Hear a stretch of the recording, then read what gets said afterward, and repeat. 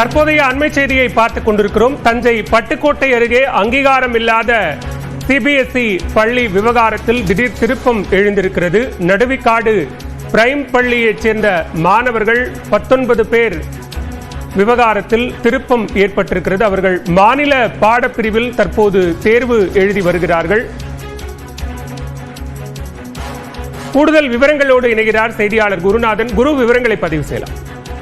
பாலவேல், கடந்த 10ஆம் தேதி, அதாவது தஞ்சாவூர் மாவட்டம் பட்டுக்கோட்டை அருகே நடுவிக்காடு பகுதியைச் சேர்ந்த சிபிஎஸ்இ சேர்ந்த 19 மாணவர்கள் அந்த பள்ளிக்கு உரிய அங்கீகாரம் இல்லாதால் 10ஆம் வகுப்பு பொதுத் தேர்வை எழுத முடியாத சூழல் ஏற்பட்டது.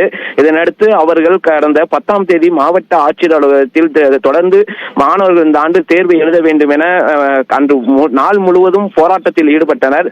இதனடுத்து மாலை மாவட்ட ஆட்சியர் தலைமையில் பெற்றோர்கள், மாணவர்கள் மற்றும் பள்ளி தாளாளர்களுடன் நடைபெற்ற பேச்சுவார்த்தையில் இந்த ஆண்டு சிபிஎஸ்இ பாடத்திட்டத்தில் தேர்வு எழுத முடியாது, எனவே என்ஐஓஎஸ் திட்டம் மூலம் வரும் அக்டோபர் மாதம் இந்த தேர்வினை மாணவர்கள் எழுதலாம் என பேசி முடிவு எடுக்கப்பட்டது. இதனடுத்து மாணவர்கள் அக்டோபர் மாதம் தேர்வு எழுதுவதாக பெற்றோர் தரப்பில் ஒத்துக்கொள்ளப்பட்டு அன்றைய பேச்சுவார்த்தை என்பது நடைபெற்றது.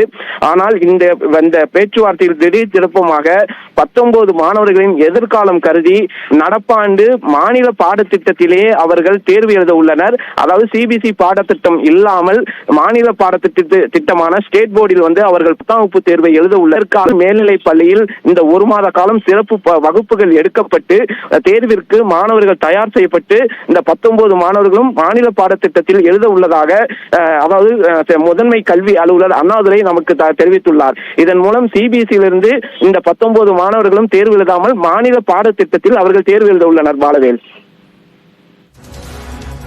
விவரங்களுக்கு